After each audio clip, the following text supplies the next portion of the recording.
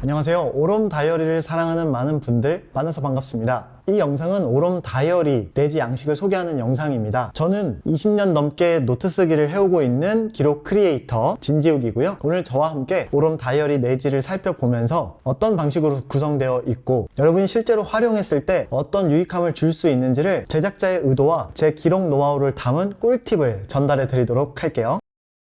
오롬 다이어리 양식은 크게 라이프 로그와 워크 플래너 이 두 가지 양식으로 구분되어 있고 양식에 따라 미니, 미디움, 라지 사이즈로 구분이 되어 있습니다. 양식에 대한 설명은 라지 사이즈를 기반으로 설명을 해드릴게요. 오롬의 워크 플래너는 우리가 하는 일의 생산성과 결과물의 완성도를 높이기 위한 양식입니다. 첫 페이지를 살펴보면 똑같이 들어가는 페이지가 나오고요. 그 다음 페이지는 목차 페이지고요. FSC 인증을 받은 친환경 용지로 제작이 되어 있네요. 제일 처음 나오는 건 3개년 캘린더입니다. 올해 내년, 내후년까지 일목요연하게 쫙 나와 있고요. 그 다음으로는 이얼리 플랜 리스트입니다. 그래서 올해 내가 꼭 해야 되는 일들을 각자의 아젠다로 구분해서 체크리스트를 만들어서 이 플랜 리스트를 적게끔 하는 거고요. 크게 4가지 영역으로 나눠서 일목요연하게 볼 수 있도록 정리를 해놨고요. 그 옆은 애뉴얼 골 페이지입니다. 애뉴얼 골 페이지가 참 인상적인데요. 제일 위에는 내가 올해 업무적으로 생각하는 나의 목표를 쓰게끔 하고요. 그걸 월간 계획, 그리고 분기별 계획, 상반기와 하반기 이런 식으로 나눠놨습니다. 여기서 제가 드리는 꿀팁은 쓰는 순서는 시계 방향으로 쓰라는 겁니다. 처음에는 내 연간 업무 목표를 쓰고요. 그것을 상반기와 하반기로 나눠서 이렇게 생각을 한번 해보고요. 그리고 상반기와 하반기로 나눴으니 여기에서 상반기는 또 1분기와 2분기로 나눠서 가고 하반기는 3분기와 4분기로 나눠서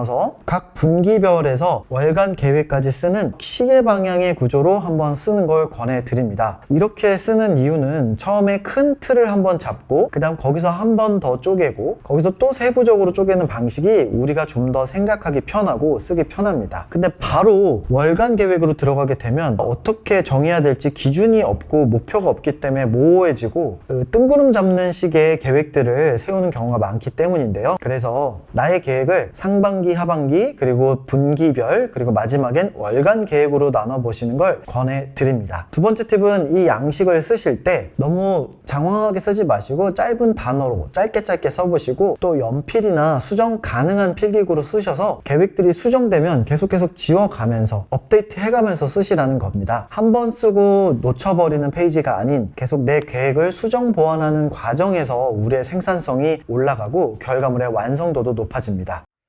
다음은 위클리 루틴 페이지인데요. 여기서는 각 이 루틴의 주제를 정해서 그 루틴들이 어떻게 돌아가는지를 좀 체크할 수 있는 페이지예요. 그래서 이렇게 예시 페이지로 한번 살펴보면요. 기본적으로 상시하는 업무들을 주 단위로 한번 체크해 보고요. 이렇게 돌아가는 상황에서 내가 각 프로젝트별로 어떻게 루틴을 잡으면 좋을지를 좀 정하면서 나의 전반적인 업무 설계를 스스로 주도적으로 할 수 있다는 게 장점입니다. 그 다음 페이지는 이얼리 플래너가 나오고요. 한 해를 한 페이지에 다 볼 수 있기 때문에 업무적으로 내가 가장 중요한 기간 또 그 중요한 기간을 위해서 준비해야 되는 기간 여러 가지 기간들을 한눈에 볼 수 있다는 장점이 있습니다. 이렇게 플래너를 작성할 때 가장 좋은 건 백캐스팅 방식으로 쓰는 겁니다. 백캐스팅 방식으로 쓴다는 게 무엇이냐면 가장 중요한 일정을 체크해 놓고요. 그걸 D-Day 삼아서 거꾸로 흘러가면서 내가 준비해야 될 것들을 체크하는 것이죠. 예를 들면 이때가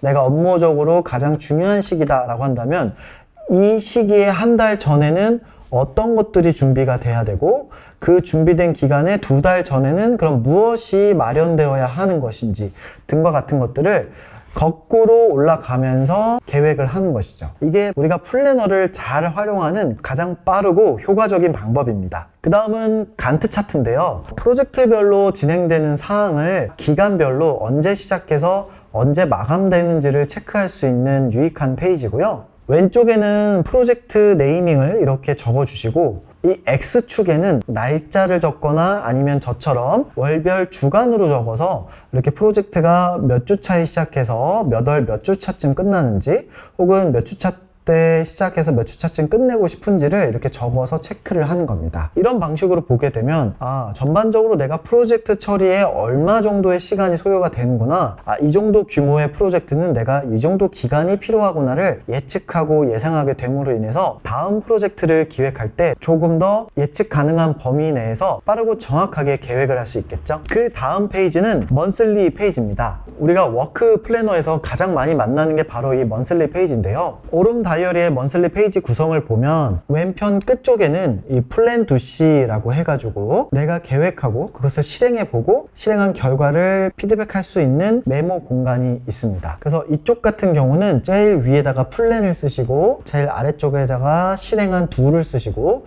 그 아래쪽에다가는 C 카테고리를 써서 한번 이렇게 쭉 돌아보는 것도 좋고요. 그리고 그 바로 옆에는 마이 트래커라고 그래서 내가 각 주제별로 얼만큼 수행했는지를 체크하는 것이 있습니다. 이쪽에는 월차나 반차 같은 것들을 체크하면서 내 근무 스케줄을 확인하는 방법도 있고요. 프로젝트별로 적고 그게 얼만큼 실행이 됐는지를 체크하는 방법도 있습니다. 그리고 메인에 보이는 이 먼슬리 캘린더에서는 이렇게 키워드로 짧게 써서 그날 중요한 이슈들만 내가 체크할 수 있게 쓰는 게 좋아요. 먼슬리 페이지를 첫 달에만 되게 열심히 쓰고 다음 달에는 자꾸 소홀하게 되는 이유는 너무 많은 정보를 여기다가 쓰려고 하는 경향이 있기 때문에 그 부담감이 자연스럽게 다음 달 기록하는 습관을 방해하는 요소가 됩니다. 그러므로 먼슬리 페이지에 무언가를 기록할 때는 그냥 가볍게 주요한 이슈들을 좀 정리한다는 방법으로 먼슬리 페이지를 쓰시면 부담도 적고 자꾸 보게 됨으로 인해서 더 꼼꼼하게 기록하게 되는 습관을 가지실 수 있을 거예요.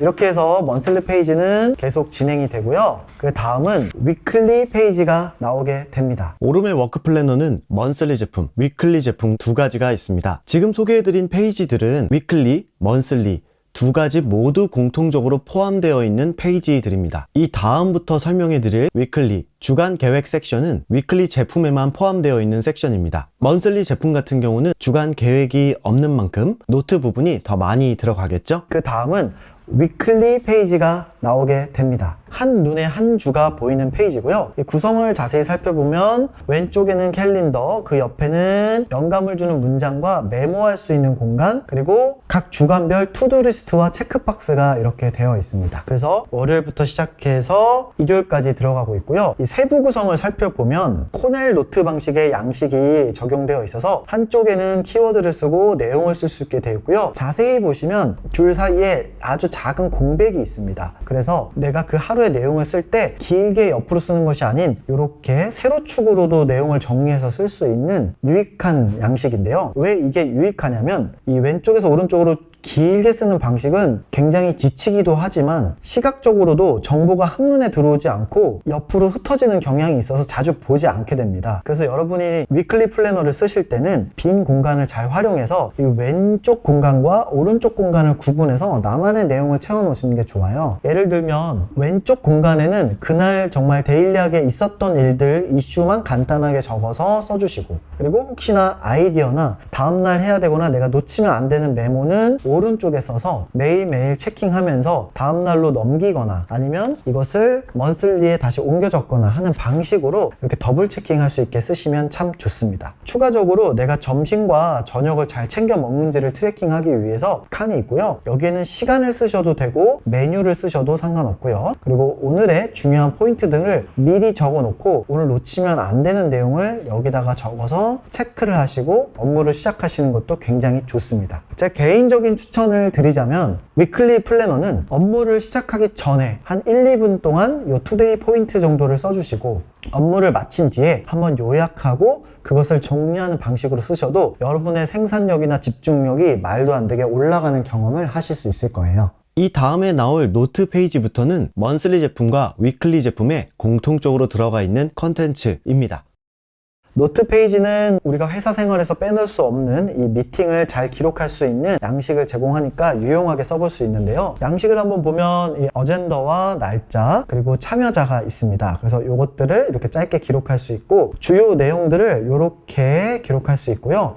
회의 내용을 기록하는 칸이 너무 작아서 답답할 것 같지만 회의에 집중하기 위해선 적는 양이 너무 많으면 안 되니까요. 내가 회의 내용을 안건별로 이렇게 타이틀을 달아서 정리를 하고, 그리고 그것에 대해서 누가 어떻게 피드백 했는지를 핵심 내용만 이렇게 정리해서 쓰는 걸 권해드립니다. 그리고 마지막, 결국 이 회의의 결과 내용이죠. 그래서 어떤 사람이 언제까지 어떤 일을 하는지를 이렇게 누가 언제까지 무엇을 하는지까지 정리하면서 마무리를 해놓으시면 미스 없게 업무를 추진할 수 있으실 겁니다. 이렇게 해서 미팅 노트가 끝나게 되면은 우리가 자유롭게 기록할 수 있는 일반 노트 페이지가 나오고요. 이 노트 페이지가 끝나면 또 부록이 나옵니다. 그래서 이 부록을 보면 첫 페이지에는 명언을 모아놨고, 그리고 추천해주는 책들, 중요한 이벤트나 비즈니스 데이, 날짜나 탄생석, MBTI, 출장이 잦은 분들을 위해서 이렇게 체크리스트도 같이 제공이 되고요. 나라별,